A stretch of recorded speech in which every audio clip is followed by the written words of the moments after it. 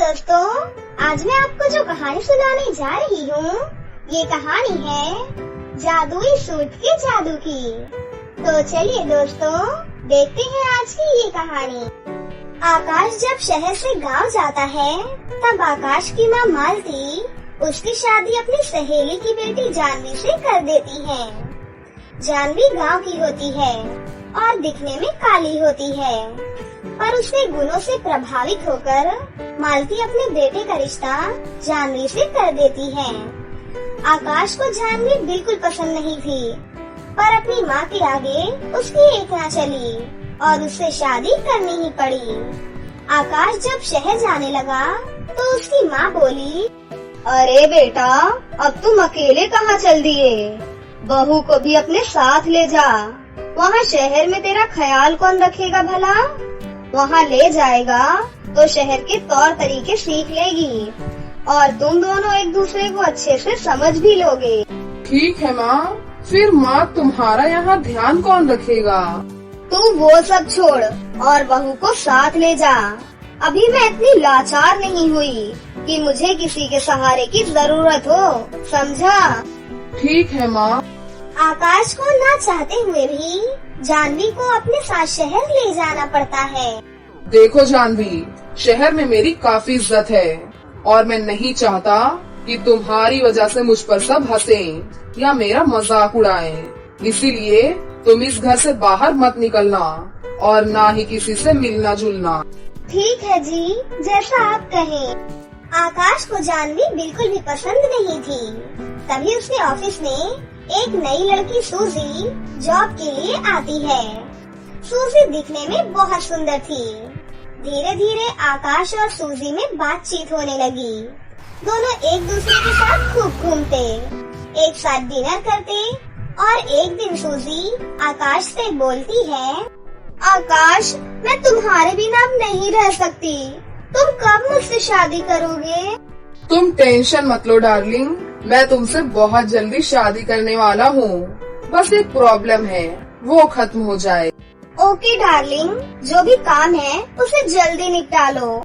आकाश रोज की तरह देर से घर आता है। तभी जानवी कहती है, कितनी देर लगा दी आज आपने? ऑफिस में ज्यादा काम था क्या? सुनो जानवी, मैं तुम्हें अंधेरे में नहीं रखना चाहता। ये बात तो अब तक तुम्हें समझ में आ ही गई होगी कि मैं तुम्हें प्यार नहीं करता। तो अब मुझे तुमसे डिवोर्स चाहिए। मैं सूजी से प्यार करता हूँ और उसी से शादी करूँगा। भगवान के लिए ऐसा मत कहिए, मैं कहाँ जाऊँगी? आपके सिवा है ही कौन मेरा? मुझे आप बेशक प्यार मत करिए, लेकिन अपनी जिंदगी से निकालिए नहीं। मैं ऐसे ही घर के किसी कोने में पड़ी रहूंगी, आपसे कोई शिकायत नहीं करूंगी। भगवान के लिए मान जाइए। मैंने जो फैसला कर लिया सो कर लिया। मैं तुम्हारे साथ अब एक सेकंड भी नहीं रह सकता। निकल जाओ मेरी जिंदगी से। और फिर आकाश जानवी को रात के अंधेरे में ही घर से निकाल देता है। जानवी रोते रोते जंगल की तरफ निकल जाती है और उधर आकाश सूजी से शादी करके उसे अपने घर ले आता है।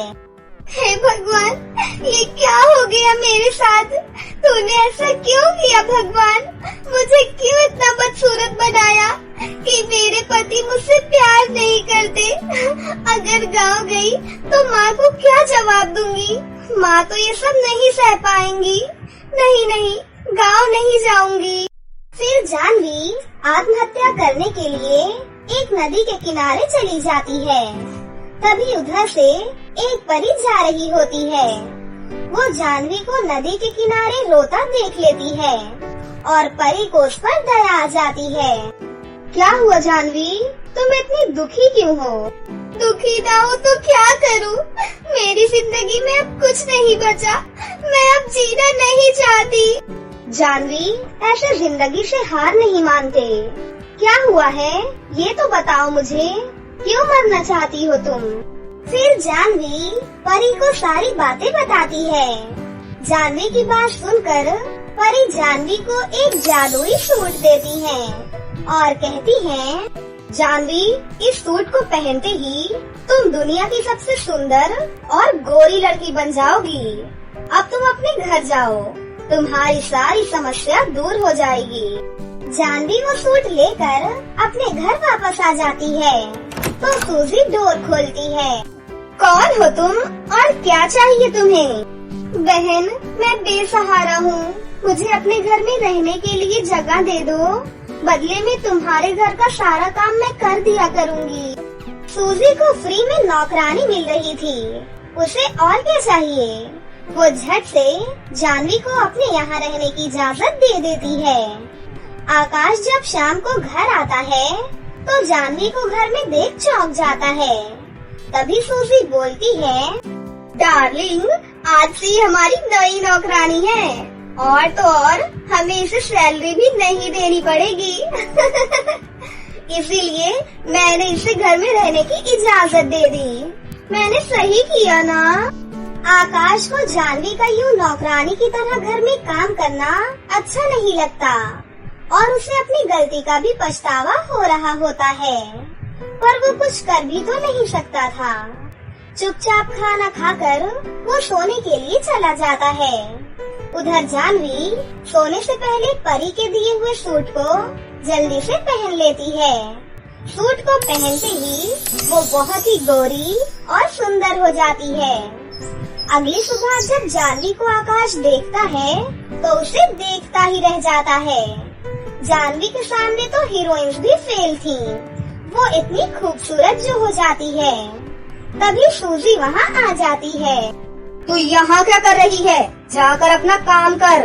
और आप क्या इस नौकरानी को देखे जा रहे हो? और तूने ये फेस पर क्या लगा लिया? कल तक तो बड़ी काली कलूटी बनकर आई थी, एक दिन में इतना रूप बदल गया।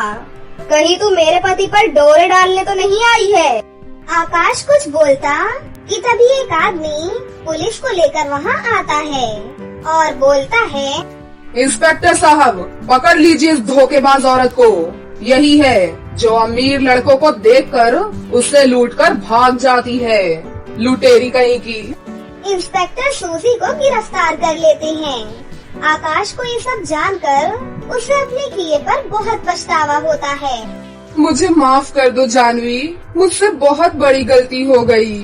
कोई बात नहीं जी, आपने मुझे अपना लिया, मेरे लिए यही बहुत है। मैं आपसे बिल्कुल भी नाराज नहीं हूँ।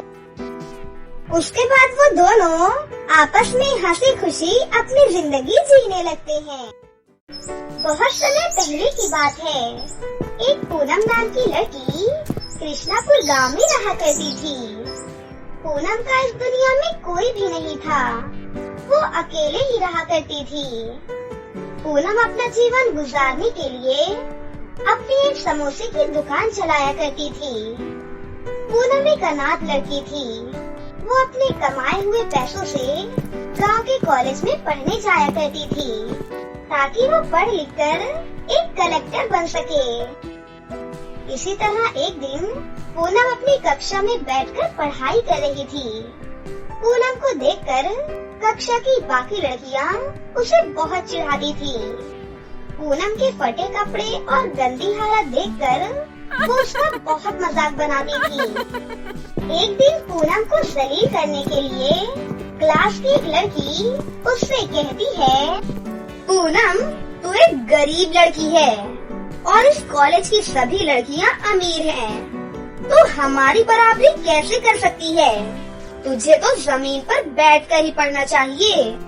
ये सुनकर पूनम उससे कहती है, अरे तुम ऐसी बातें क्यों कर रही हो? आखिर मैंने तुम्हारा क्या बिगाड़ा है? सही तो कह रही है, तेरे इस मैले कपड़े में से बहुत ही गंदी बदबू आती है। छी! हाँ बहन, तुम बिल्कुल सही कह रही हो। इसके कपड़े इतने मैले हैं और इसमें तरह तरह के दाग भी लगे हुए हैं और देखो तो कितनी गंदी स्मेल आ रही है। छी! हाँ, मैं मानती हूँ मेरे कपड़े फटे हुए हैं क्योंकि मेरे पास नए कपड़े लेने के लिए पैसे नहीं हैं। जो भी पैसे मैं कमाती हूँ वो पैसे मेरे कॉलेज की फीस में लग जाते हैं। सुन, अपनी ये बकबक बंद कर हमें तेरी कोई बकवास नहीं सुननी है। हम बस ये कह रहे हैं कि तू हमारे बराबर में नहीं बैठ सकती। चल अब जल्दी से नीचे बैठ जा, समझी? कक्षा की बाकी लड़कियों की बातें मानकर पूनम कक्षा में नीचे बैठ जाती है। क्योंकि पूनम पढ़ना चाहती थी, इसलिए वो किसी भी तरह से कॉलेज से बाहर नहीं निकलना चाहती थी। इसलिए वो जमीन पर बैठकर ही पढ़ाई कर लिया करती है। एक दिन पूनम अपनी शॉप पर काम कर रही होती है, तभी वहाँ पर उसकी क्लास की एक लड़की आ जाती है। पूनम, मेरे लिए जल्दी से 2 प्लेट समोसे पैक कर दे। पूनम उसके लिए स्वादिष्ट और गर्मा गर्म समोसे पैक कर देती है। पैक करने के बाद पूनम उससे कहती है, लो तुम्हारे गर्मा गर्म समोसे पैक हो गए हैं, अब तुम मुझे इसके पैसे दे दो। अरे तूने मुझे पागल समझ रखा है क्या? पैसे तो मैंने तुझे पहले ही दे दिए हैं, फिर दोबारा पैसे क्यों मांग रही है? लगता है तू मुझे लूटना चाहती है। अरे ये तुम क्या कह रही हो? तुम्हारे आते ही मैं तुम्हारे लिए समोसे पैक करने लग गई थी। तुमने तो मुझे पैसे दिए ही नहीं। मैं कुछ नहीं जानती, मैं तुझे पैसे दे चुकी हूँ। चल अब जल्दी से मुझे मेरे समोसे दे दे, नहीं तो ठीक नहीं होगा तेरे साथ। नहीं नहीं, समोसे आजकल बहुत महंगे हैं, मैं तुम्हें फ्री में नहीं दे सकती हूँ। अच्छा तो ये बात है, रुक मैं तुझे अभी बताती हूँ। इसके बाद वो लड़की पूनम की खूब पिटाई करने लगती है। पूनम की पिटाई करने के बाद वो अपने समोसे लेकर अपने घर वापस चली जाती है और जाते जाते वो पूनम की दुकान में आग लगा देती है। अरे बाप रे, दुकान में तो आग लग गई है, कोई तो बचाओ। आसपास के लोग पूनम की दुकान को बचाने की बहुत कोशिश करते हैं, परंतु पूनम की पूरी दुकान जल जाती है। आखिर मैंने ऐसा कौन सा पाप कर दिया है जो मुझे इस तरह से जीना पड़ रहा है और सभी का अत्याचार सहना पड़ रहा है। अब बहुत हुआ, अब मुझसे और नहीं सहा जाता। मैं ऐसी जिंदगी बर्दाश्त नहीं कर सकती हूँ, मैं अभी जाकर आत्महत्या कर लूंगी। ये कहते कहते और रोते रोते पूनम जंगल के रास्ते पर चलने लगती है। पूनम जंगल में पहुंचकर पेड़ के ऊपर एक बड़ी सी रस्सी लटका देती है। दूसरी तरफ पेड़ पर एक परी बैठी होती है जो ये सब कुछ देख रही होती है। अरे नहीं, लगता है ये लड़की आत्महत्या करने जा रही है। लगता है ये अपने जीवन से बहुत परेशान है, मुझे इसकी सहायता करनी चाहिए।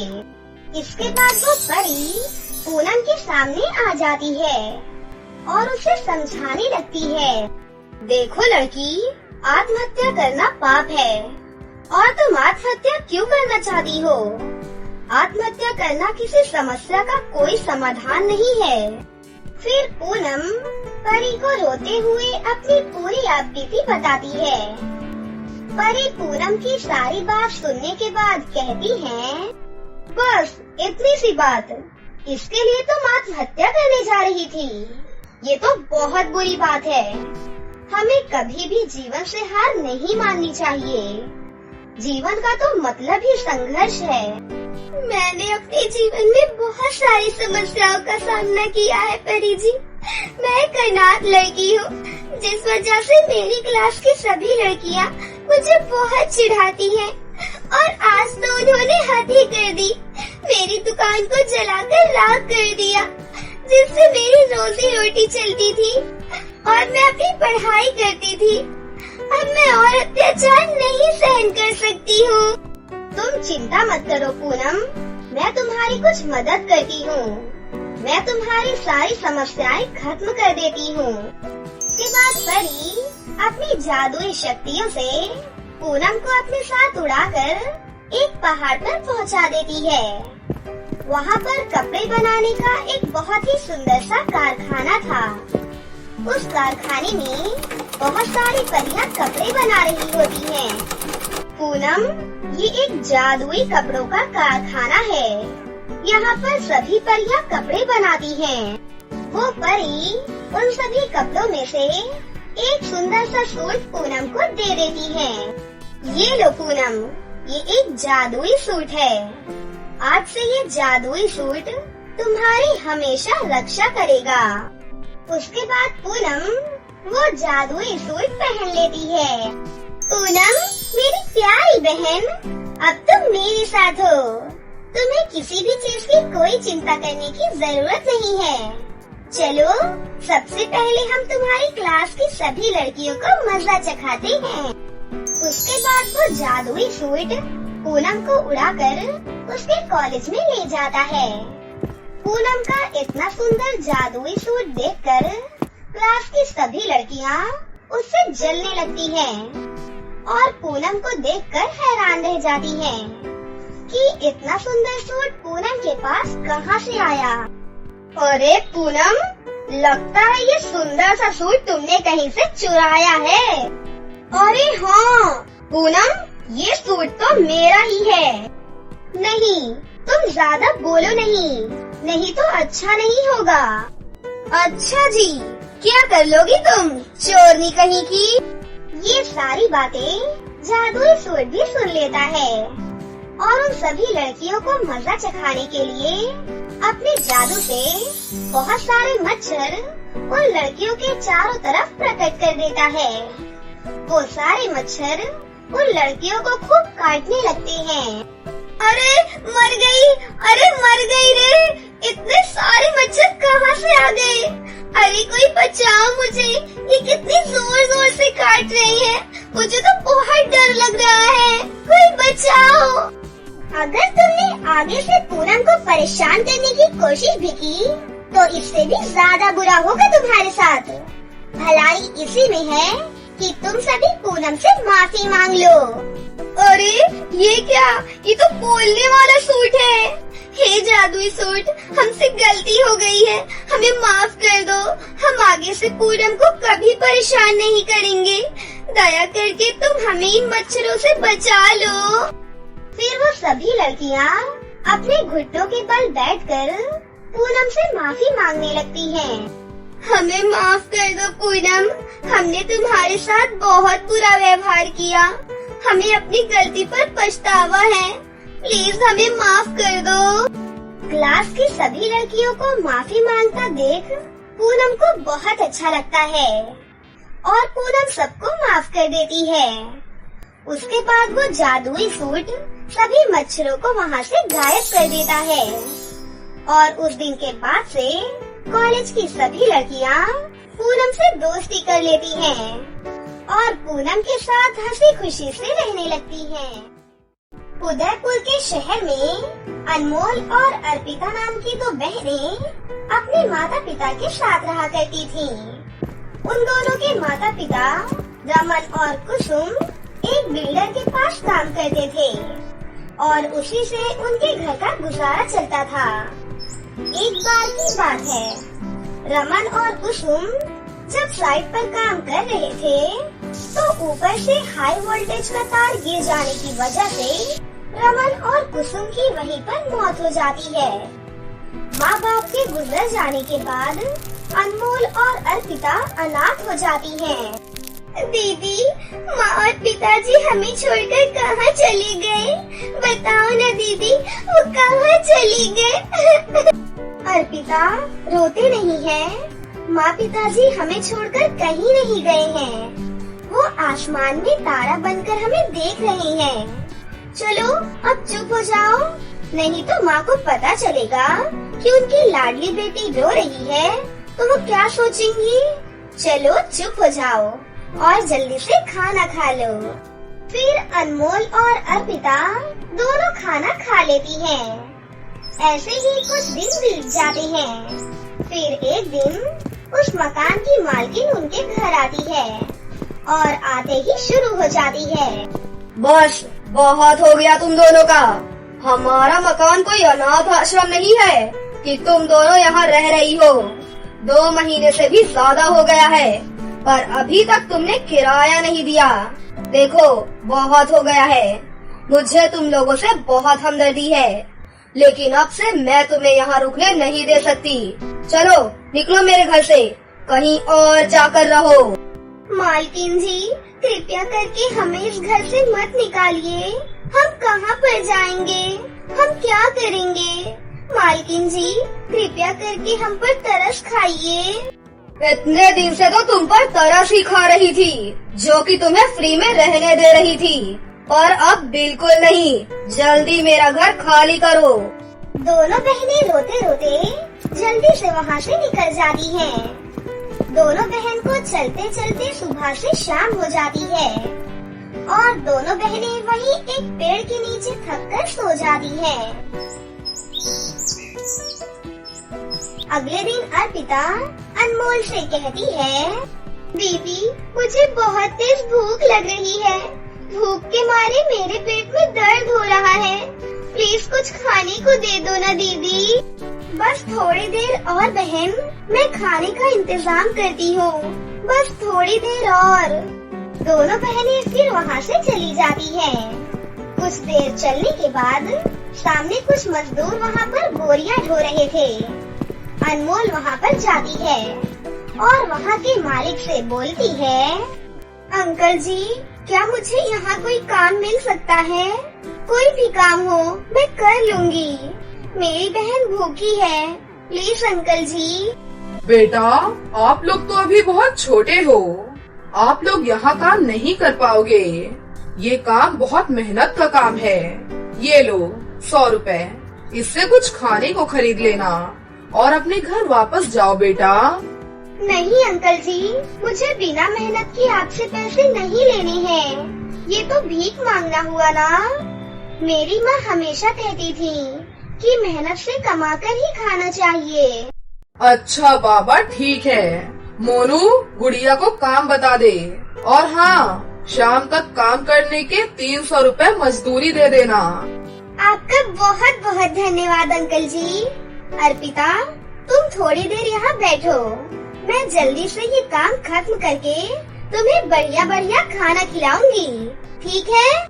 अनमोल अर्पिता को वहीं बिठाकर खुद बोरियां ढोने का काम करने लगती है।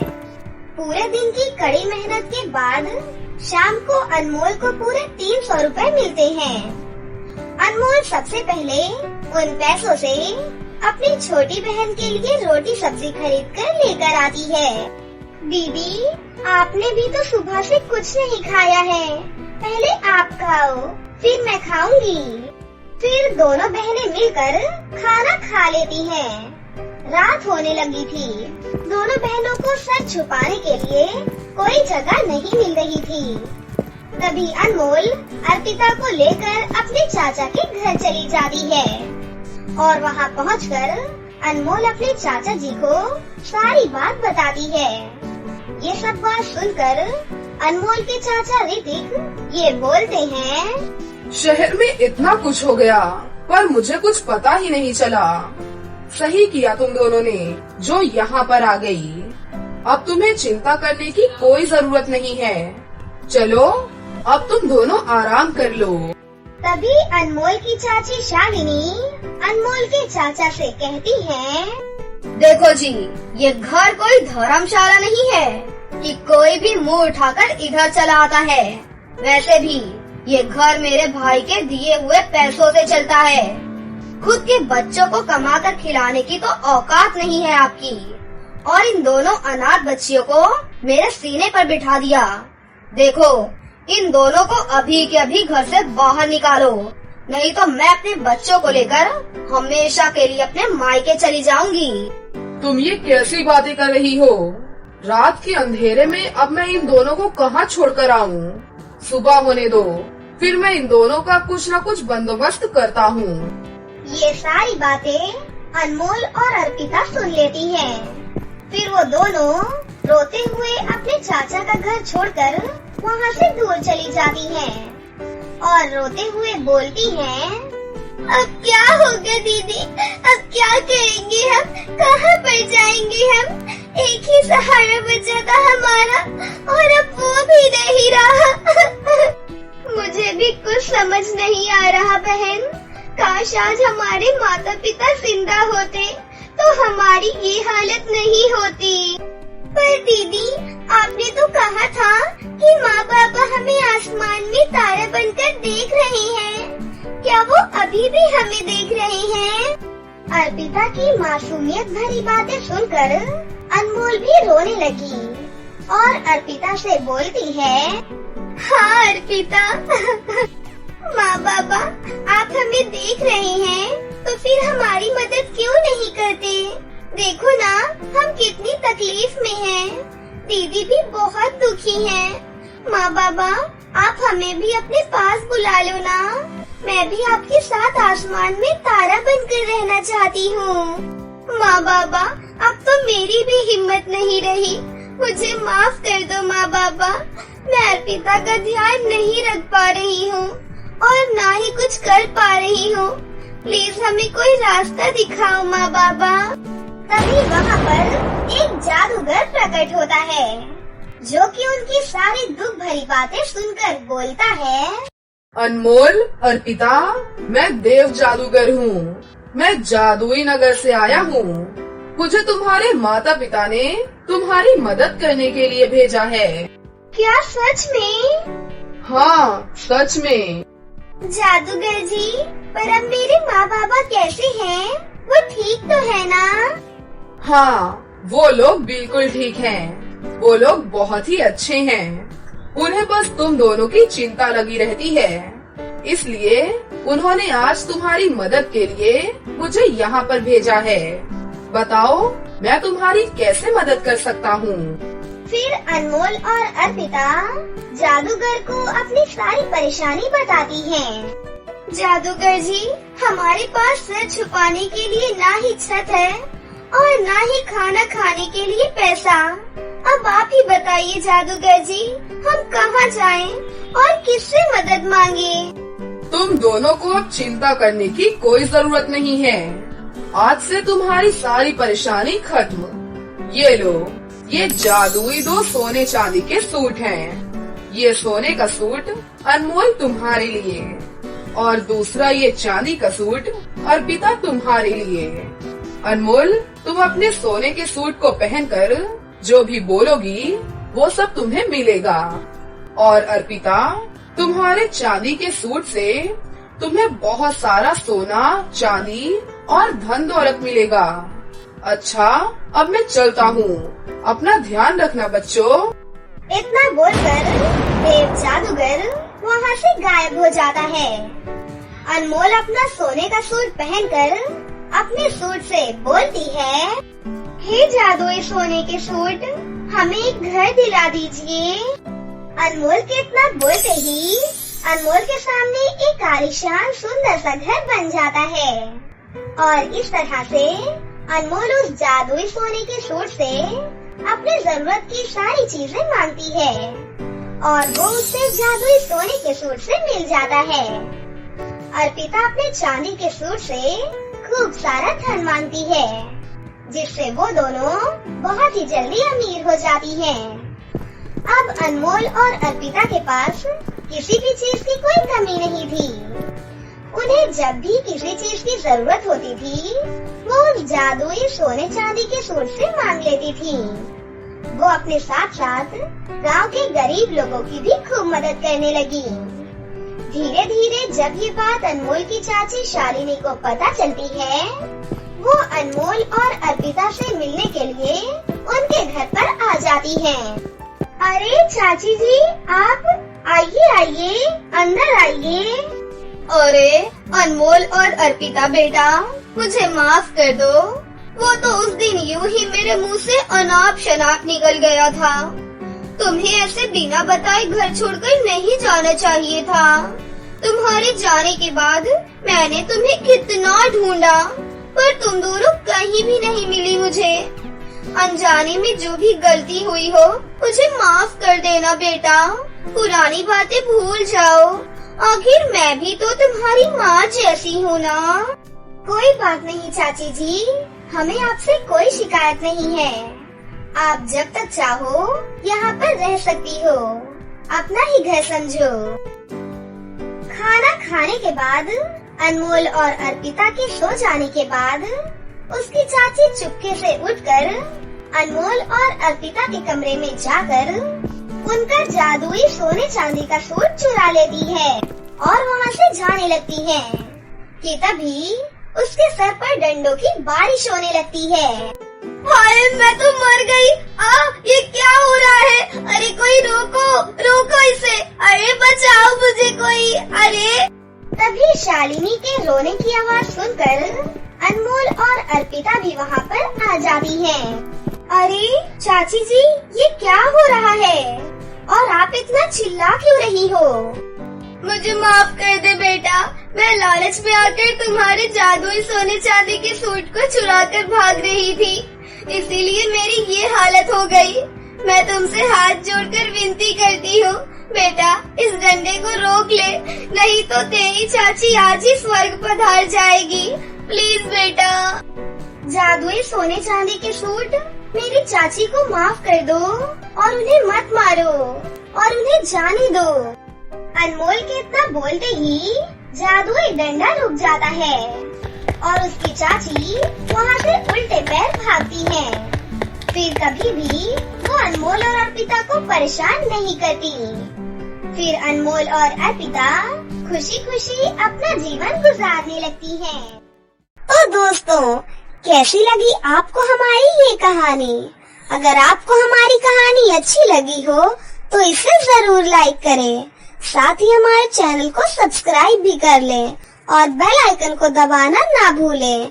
मिलते हैं अगली वीडियो में। धन्यवाद।